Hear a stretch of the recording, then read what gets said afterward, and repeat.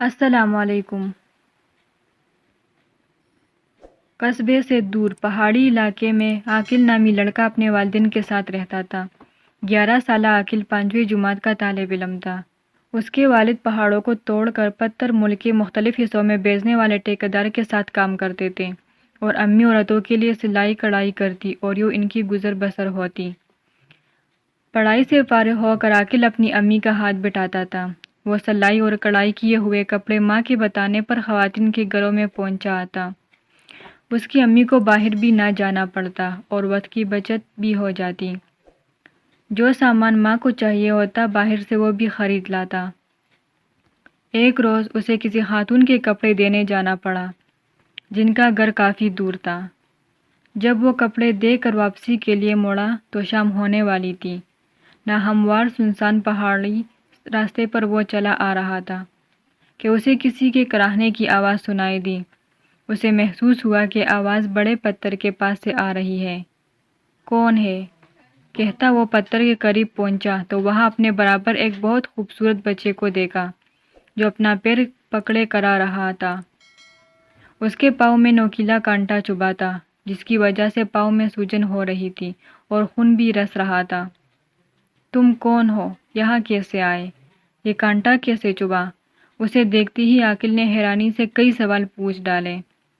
بہت تکلیف ہو رہی ہے، کانٹا نکالنے کی ہمت بھی نہیں، کیا تم میری مدد کرو گے؟ بچے نے مدد مانگی تو وہ سر ہلاتے ہوئے اس کے پاؤں کے پاس جھکا۔ ارے وہ دیکھو کتنا خوبصورت پتھر ہے، عاقل نے ایک طرف اشارہ کرتے ہوئے کہا۔ جیسے ہی بچے نے ادھر دیکھا عاقل نے جڑ سے کانٹا نکال دیا۔ ارے کانٹا نکل گیا، میں ڈر رہا تھا کہ بہت تکلیف ہوگی مگر تم نے تو کمال کر دیا، بچے نے خوشی سے کہا۔ عاقل مسکرائے اور اپنی کلائی پر لپیٹا رومال پاڑ کر اس کے پاؤں میں پٹی باندھ دی۔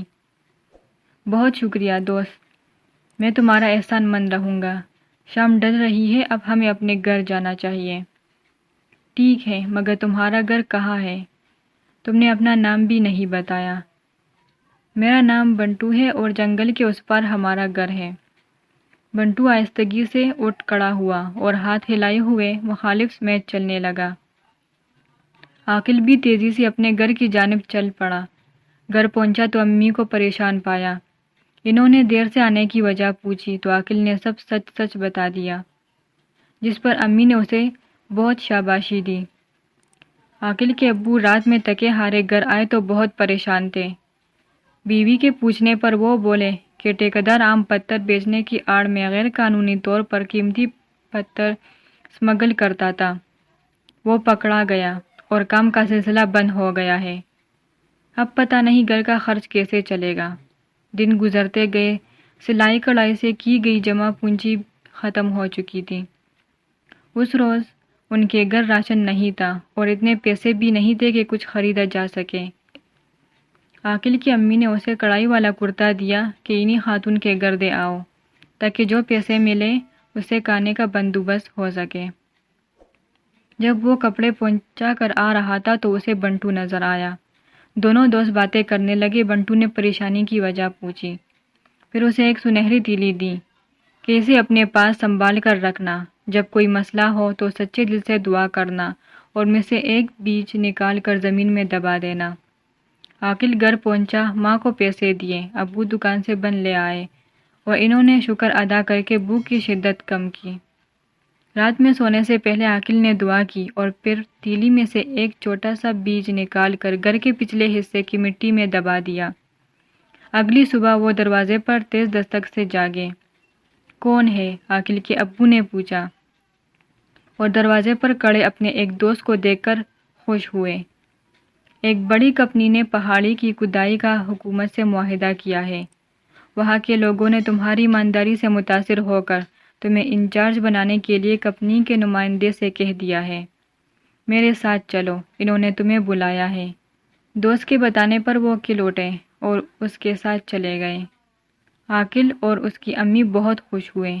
عاقل بھاگ کر گھر کے پچھلے حصے میں گیا اور وہاں ایک چھوٹا سا پودا لہلہاتا دیکھ کر حیران رہ گیا۔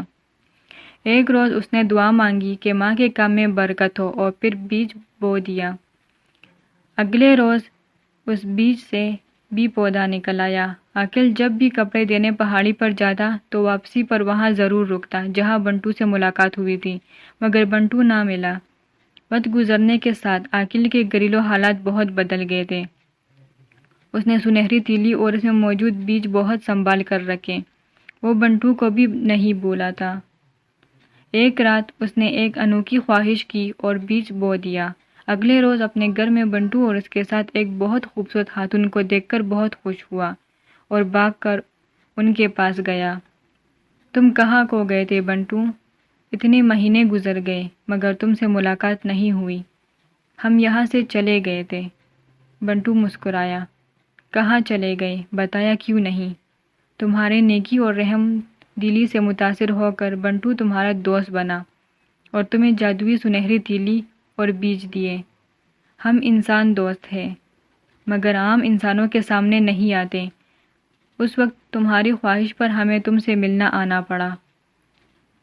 خاتون نے کہا تو وہ سب چونکے۔ امی ٹھیک کہہ رہی ہیں، تم محنتی، اچھے اور رحم دل انسان ہو۔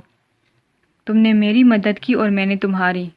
اگر تم ایسی خواہش کرتے جو بری ہوتی تو پودا نہ اگتا اور نہ کبھی خواہش پوری ہوتی۔ تمہاری خواہش کا احترام کرتے ہوئے ہم تم سے ملنے فرستان سے آئے ہیں۔ تو کیا آپ؟ عاقل نے ہکلاتے ہوئے کہا۔ ہاں، ہم انسان نہیں، میں پری ذات ہوں اور امی ملکہ پری ہیں۔